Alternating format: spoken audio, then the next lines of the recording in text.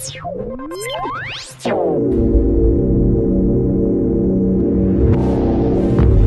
you ever said this about your money? I just don't know where it all goes. You know, I have all this money and the next thing is like just gone.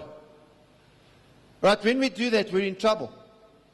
Or, you know, have you heard people say money talks?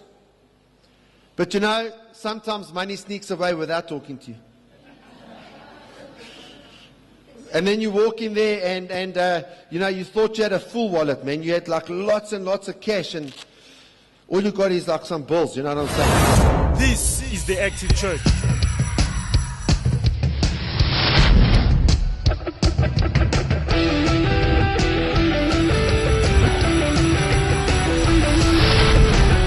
To God be the glory. Today and next week on Special Offering Sunday, we actually need to deal with a problem that is actually a problem that's probably bigger than the drug problem in South Africa. And that is the problem of debt. And for the next 2 weeks, it's actually a sermon that was developed by Pastor Bert Pretorius. And, you know, if you think about this thing called debt, it's actually a mountain in South Africa that is actually swallowing many things up.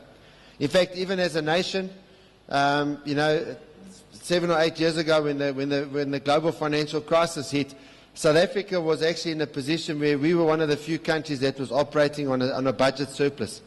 In other words, the government was taking in more tax than what it was spending. And since then, however, that picture's changed dramatically, and we now just as bad as America and Australia and Greece and all of these places, where we are spending way beyond our means in terms of as a nation. And what the government is doing now is a reflection of what the people are doing, because the people were doing this first. And that is building up mountains of debt. Now the Bible says in Proverbs chapter 22 verse 7, the rich rules over the poor, and the borrower is the servant of the lender. The borrower is the servant of the lender. In other words, when you're in debt, you become a servant. The person that you're in debt to owns it. Now, obviously, there are times when maybe you're buying a house or something when you are going to need to go into debt and take out a bond in order to be able to buy the house. And so, you know, there is a time where borrowing money will help. But, you know, it needs to be extremely controlled, and it needs to not be done, you know, too often, if you understand what I'm saying. Because if you allow your debt to mount up, debt causes damage. And in fact, if you end up with mountains of debt, you end up with stress and anxiety. And one of the big causes of marriage problems in our nation, and in fact throughout the Western world, is debt.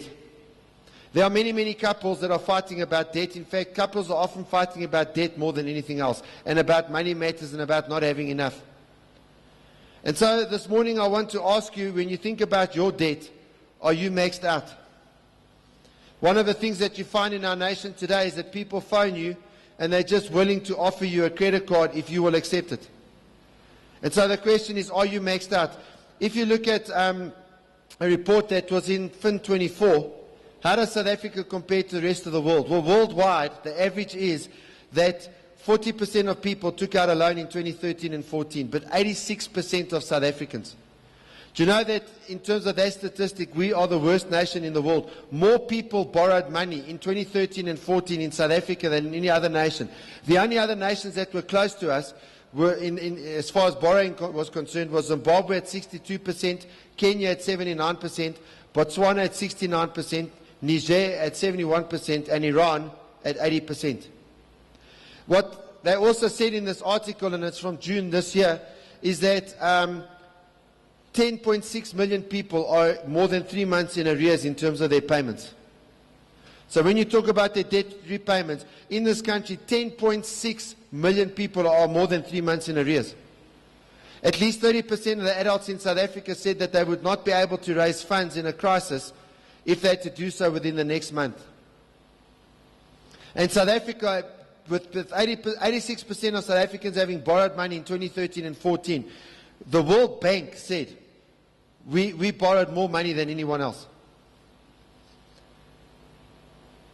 And only 9.2% of these borrowers bought houses with the money. 7.5% borrowed for a farm or a business. 18% borrowed for school fees or education, and 18% borrowed to pay healthcare costs. And when you start looking at those numbers, it seems like a lot of South Africans are borrowing money to pay for daily costs. Food, clothing, petrol. People are actually going into debt to pay those costs.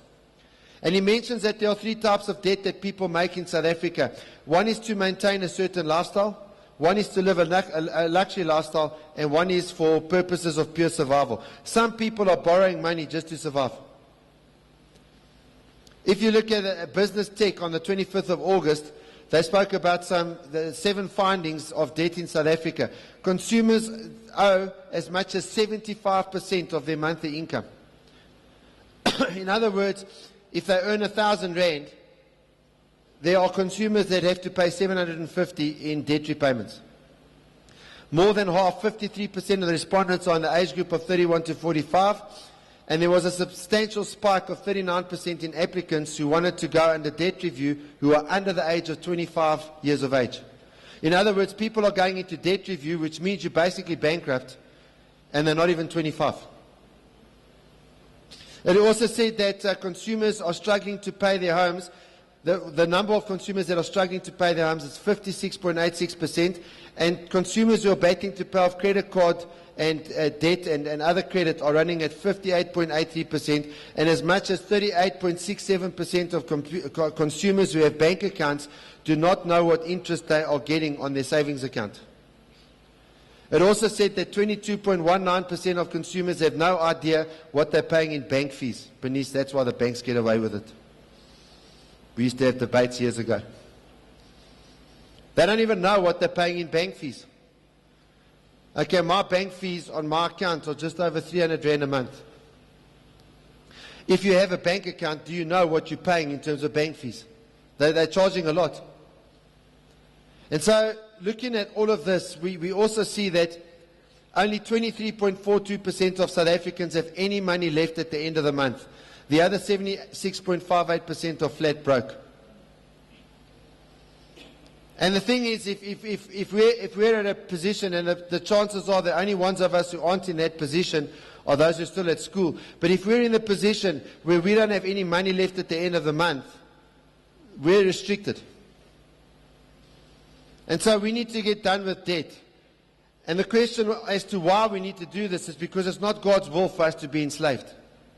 He doesn't want us to be servants of the lenders. And God also uses money to test your spiritual maturity.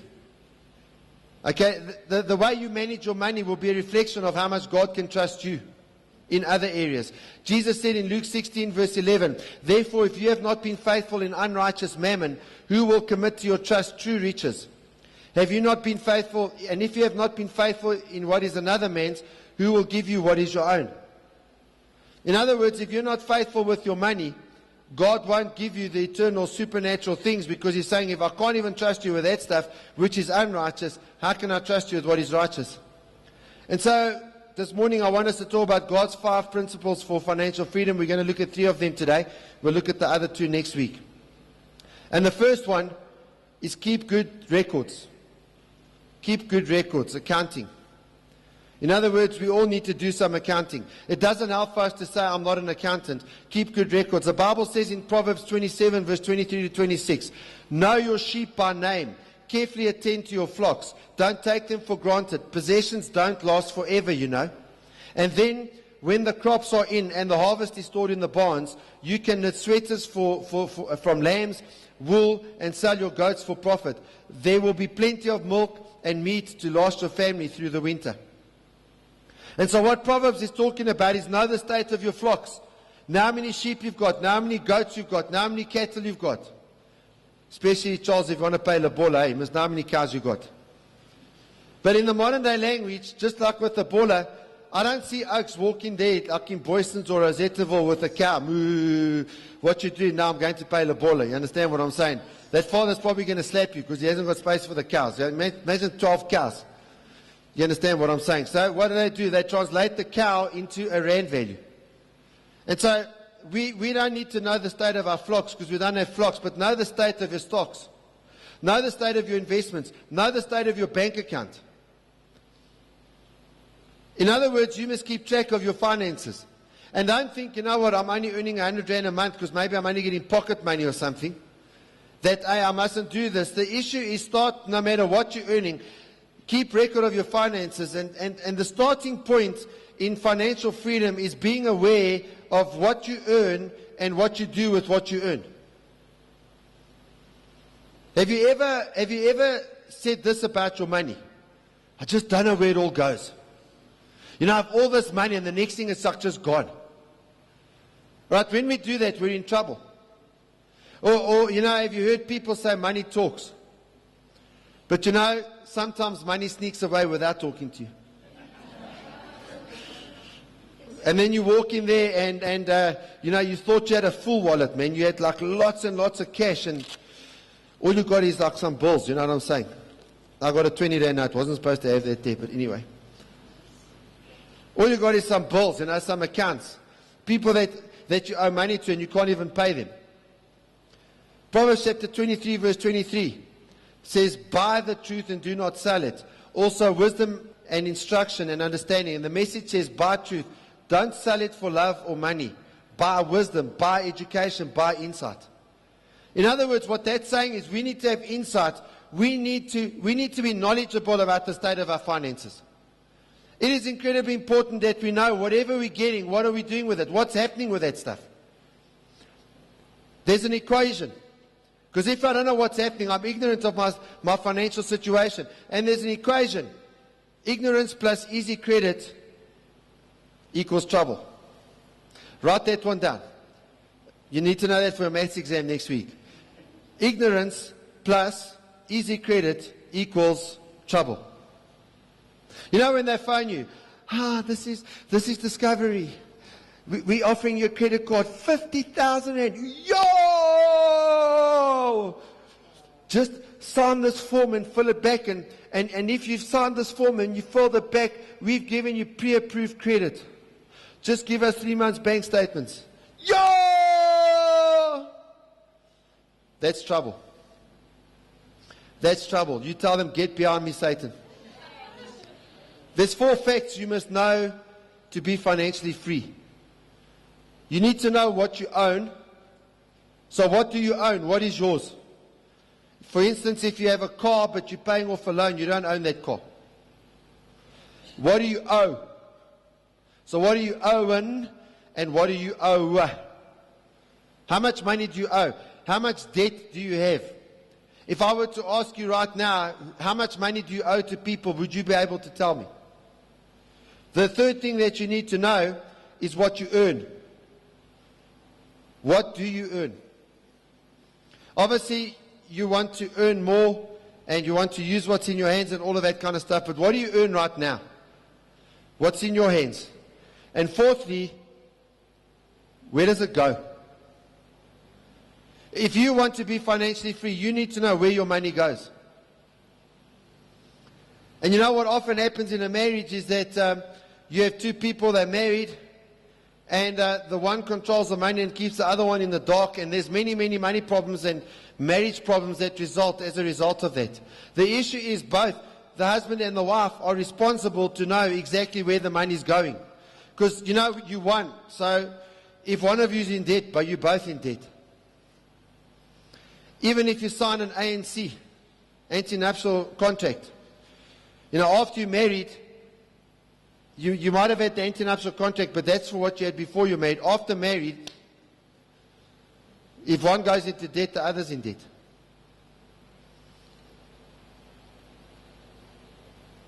Write down all of your info. Write down, what do we spend the money on? What do we earn? What are the balances of all the debt that we owe? Write it down. Keep a log. Start a spreadsheet. Go and buy a piece of software if you have to. In fact, there's free budgeting software. Some people might say, I don't have time to do this. Okay, then don't do it, but then I'm going to give you this advice, just worry. The funny thing is people don't have time to budget, but they have time to worry. You know, when Chris wants to go buy the quota, and it's like, there's nothing, then he worries.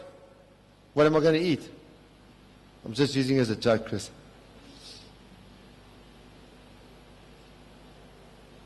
You have time to, you don't have time to budget, but you have time to worry. That's not clever. Number 2, habit number 2, plan your spending, also known as budgeting. That's a word many people hate, budget. But it's an awesome word. Because when you budget, you can start setting financial goals. And you can start planning what you're doing with your money. And what is important is that you start setting financial goals and that you stick to them. You know, first of all, most people don't even set financial goals. Most people don't even start with a budget. But once you've done it, the next step is even tougher. That's actually now to work according to that budget and just to keep your budget accurate in terms of what you spent.